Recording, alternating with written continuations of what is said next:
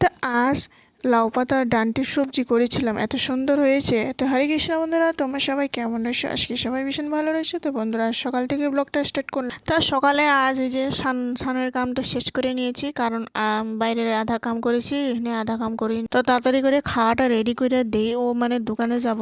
এখানে তাড়াতাড়ি করে কুকারের মধ্যে 2-3টা আলু সিদ্ধ করে নিয়েছি, মাশরুম দিয়ে সুন্দর করে একটা সবজি করে দিলাম ঝোল করে, তারপর একটু গরম ভাত দিয়ে সুন্দর করে খেয়ে চলে যায়। তারপর এখানে তো কাপড় কানি ছিল, কাপড় কানি ধুয়ে তারপর এখানে দুপুরে রান্নাটি আরম্ভ করে। তো এইদিকে একটু ডাইল করেছি, এদিকে আমি একটু দুধ ছিল, দুধ সুন্দর করে একটু ফাটাইয়ে নিয়েছি, ফাটাইয়া তারপরে এখানে সুন্দর করে বড় বড় সাইজের পনির বানিয়ে নিয়েছি। কারণ এই যে পনিরগুলো কি সুন্দর হয়েছে, কারণ আমি সময় পেলাম না পনিরের সবজিটি বানাইতে, একটু ভাবছি বানাবো।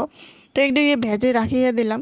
তো এইদিকে আমি শাকটি বাছতে বাছতে অনেক টাইম হয়ে গেছিলো, তখন বাজে 2টাই বাজে গেছিলো বাছতে বাছতে।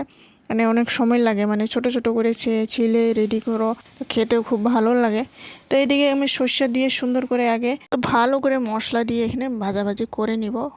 তারপরে 2 মিনিট ঢাকনা দিয়ে আমরা এটিকে হলুদ লবণ দিয়ে সুন্দর করে আমরা নড়াচড়া করে তারপর এখানে একটু ভাজা ভাজা হয়ে যাবার পর সামান্য একটু চিনি দিব। তারপর এখানে দেখুন নড়াচড়া করে মাখা মাখা করে নেব সবজিটি। একটু সামান্য আমি ধনিয়া পাতা ছেড়ে দিয়েছি, কারণ একটু সেন্টটাও ভালো লাগে, কারণ লাউ পাতার সেন্টটা অন্য ধরনের, সেন্টটা খুব সুন্দর হয়। তো এই যে দেখুন রান্নার কাজটি শেষ। তারপর এদিকে আমি ঘর ঝাড় দিয়ে দিই, কারণ আমি একটু অনুরাধা এই যে মানে যত খেলা বস্তুগুলা খেলতে কই, ও মানে সব ছেড়ে ওইদিকে এদিকে ফেলায় ফেলায় থেকে দেয়, এদিকে গুছাগুছি করতে। তারপর একবার ঝাড়ু দিয়ে দিই, তো ঝাড়ু দিয়ে পরিষ্কার করে সারাদিনের মতো এটাই শেষ।